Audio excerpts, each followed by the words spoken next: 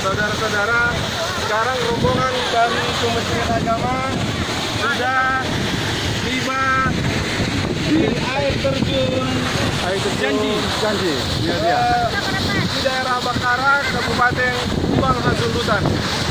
Kok gitu Pak kameranya? Nah itu dia. Jadi rencana setelah dari sini, setelah kita menebar kedamaian di lokasi kunjungan wisata ini, air terjun ada sekitar berapa meter? Ada 50, ada sekitar 50 meter air terjun ini, dan di bawah sana itu ada Danau Toba. Nah, tidak jauh dari sini air di Pangolu, kemudian juga rumah Opung Singamangaraja Bakti Raja. Kita berencana setelah dari sini akan kembali ke rumah Opung Singamangaraja. Kemudian ini dengan Bapak Kepala Kantor baru. Ini Bapak Kepala Kantor Kementerian Agama Kabupaten Sumatera Utara masih tetap oke, walaupun eksis terus. Iya, eksis terus. Ya. Ini ada pengawas. Nah, ini ada pengawas kita, pengawas pendidikan agama Kristen.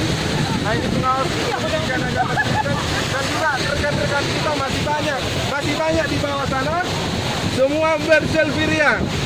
Nah, kemudian para seksi pendidikan agama Kristen asik terus melihat handphonenya, dan itu ada bendahara kita, tas besar, tandanya banyak duit, ada PPK, ada Bu Nova, dan lain-lain, ada para penyuluh, para pengawas kita dari Kementerian Agama Kabupaten Sumatera. Hari ini salah satu menjadi daerah wisata di sekitar pinggiran Danau Toba. Mudah-mudahan Danau Toba ini semakin ramai dikunjungi orang, selama wisatawan tidak hanya lokal tetapi juga dari mancanegara.